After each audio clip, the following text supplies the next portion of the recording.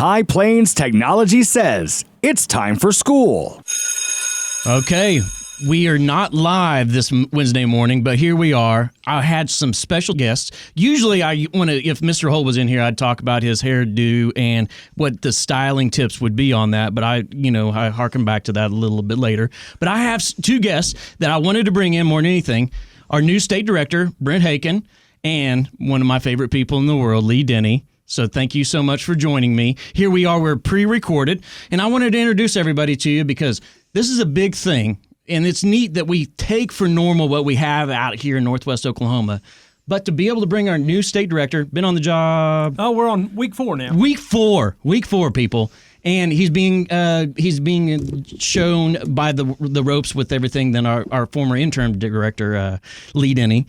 And so he's in capable hands. But week 4, what's the number one thing that you've actually learned that you didn't really aware of? Because you were very familiar with CareerTech before, but what's the number one thing so far? So that's a hard question because I did have a lot of familiarity with it. I like the hard questions. Yeah, that's good. That's where I want to get is the hard questions. I'd say the number one thing that I've really learned is how unique every different place in our state is, whether it's a tech center or in a school system, whatever it is, just the uniqueness in how we move pretty agile. So I've been learning a lot about it. Awesome. And I loved learning more about you today. Yeah. So tell everybody a little bit about your history and what brought you to this and why you wanted this. Oh, so yeah, that's a great story. That's the easy one. I'm glad you were talking about that. So I grew up a farm kid in Payne County, Oklahoma, and on a custom harvesting crew. That's what my wife did also, as she grew up on a farm. So we loved what agriculture was, and then we naturally moved into an ag ed program. So the ag ed program really fostered what CareerTech is to us, and then I moved into teaching, was an ag teacher for 8 years,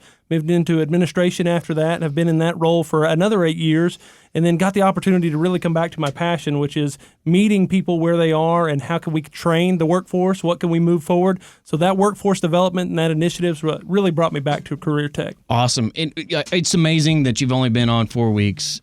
Listening to you today blew me away. I've got to give you mad props, but I want to give mad props as well to the lady on your left, Dr. Denny, Dr. Lee, Cousin Lee. Talk a little bit about your kind of background and what you were doing as well before this. Okay, well, thank you, and thank you for having us today. This is fun and exciting. I have a weird background because I started life as a veterinarian. My work life as a veterinarian, did that off and on for about 35 years, and then I had the insane idea to run for the legislature. And once in the legislature, I got pigeonholed in education. And at first I thought, this is crazy. I'm not a teacher. I don't know anything about education. But I soon realized our number one cash crop is our kids. And helping kids get to where they need to be became very important to me. And so that's how I learned about CareerTech. Learned their story, visited lots of campuses then, but I am also like Mr. Haken. I've learned so much more in the past year being in the interim state director role and visiting different career techs and high school programs and seeing all the different things that kids are doing. And more than anything, seeing kids on fire about what they're learning. Great. I love that kids are the feature, the crop of our. I love. I'm going to have to use that. You can.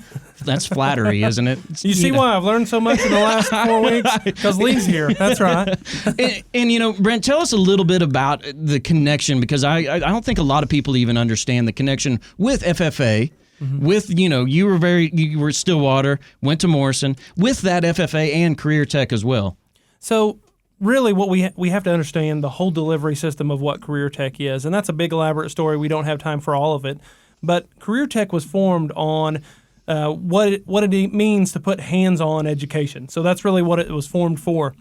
So our programs that are in high schools is kind of where that began. Used to be more of our T&I side or industrial arts, which my grandpa was a teacher in industrial arts before that really model changed. So you think about those programs in the comprehensive high schools, we still meet the needs of students to the tune of about 131,000 that are in those high school programs. So that's one delivery arm. But then we also have our tech centers, which people know about pretty vastly across our state. We have 29 centers that we're in, and those meet the needs of about 20,000 secondary students that are in there, so that's your high school kids as well. Yeah. And then they meet the needs of business and industry, and so there's a big array of things that we do and ways that we reach out into the programs all across our communities. So it's interesting for people to learn and that don't know how this all works together. But whether it's a FACS program or an ag program or BPA or whatever those things are, they work hand in hand with what the community needs, and so do tech centers.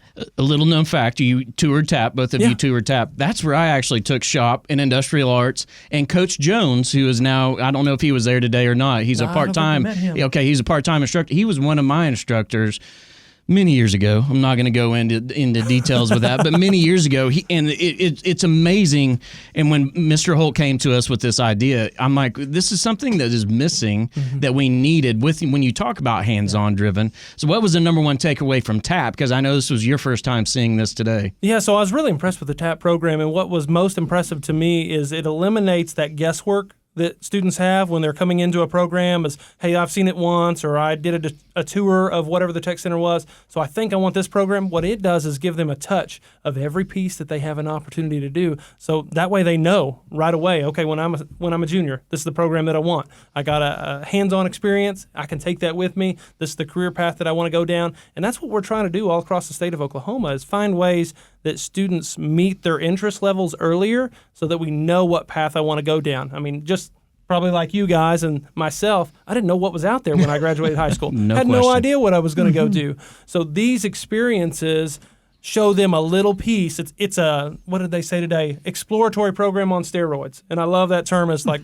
we're really figuring out, is this something I'm interested in? So that was the takeaway. And I love that, because a guy that was in college for a long time, not understanding things, I think one of the biggest pressures that we put on youth is say, hey, what do you want to do for the rest of your life? And let's go figure that out. And I think with TAP, being able to get those different industries, different things, and you don't have to do it the rest of your life, but able to see a focus, because I'm very hands-on. That's the way a lot of us learn, and I love that that's what CareerTech does. Well, and also think about the value to bringing that back to your core classes in the high school. I was a high school principal for 4 years, was in the superintendent's role there at Morrison for 4 years. I saw the value of kids getting to apply what they're learning in the classroom to a real-life situation. So now I have a want to know. I tell people all the time, we can't make kids learn something. What we can do is make them motivated to see that they can learn. That way, when they're ready, they'll take off. So we've got to put more application to what's in the classroom. I think you would still be on not the animatage. What's the newfangled word? What did he call it? Animage. Animage. But I'm going to say animatage. Just stick with what you know. But I think you would still be on it right now dealing. Was that something that, could you only imagine learning through something like that right now? That would have been awesome. That would have been amazing to have that tool at your hand instead of a book with, remember, the clear plastic pages in anatomy. Even in vet school, I would assume as well. You peel back the pages and then overlay them back on. And to have that to where you can flip the body, turn the body, transversely dissect the body, it's just amazing. So you're going to come back as an adjunct and teach on that, is what you're saying? Okay. Sure. I did actually teach anatomy and physiology at Central Tech. So you did some A&P? Okay. I have that in my wheelhouse. All right. Well, and more than anything, like you said, all the tech centers are different. And I think that at times we always try to replicate the wheel. But I think you've seen a little bit of what makes us different and what we kind of do out here. We are the energy state area. We are the agriculture area, and we're embracing that. And in TAP, with the agriculture background as well, I think you saw bits and pieces there as well. So what would if you could take one bit of knowledge as a youth from teaching ag ed into the TAP classroom, what would that be? What would that look like? So for me, that would probably be the ag mechanics structure, and that's pretty broad because you can break that down in multiple facets. But when those kids were able to take an application like a math skill, a pre-engineering skill that we're seeing a lot of those 8th graders, and apply that to shop format, that would probably be my takeaway, is that they can really use that skill day in and day out, whether that's their certification or not. Yeah, and once again, Woodward, Oklahoma, our sending districts are all in Northwest Oklahoma, even into Texas and Kansas as well, where we reach. Thank you for coming out to. I think that's the two of you coming to Woodward, Oklahoma is a big thing, and I don't think that we fully understand, and the people don't fully understand the support that we have and what great hands our State Department's We're in lucky right now. Lee's here with us. And even seeing her at the Capitol, it was always a breath of fresh air. I was so happy to see her and see her here as well. You're learning from the best, but seeing where we are standing now and seeing where we're going, I want to say thank you to you and thank you to Cousin Lee as well, because I think we are in great, capable hands, and the future is only going to help High Plains and our sending districts as well. So I agree. The future's bright. Thank you so much. Thank you.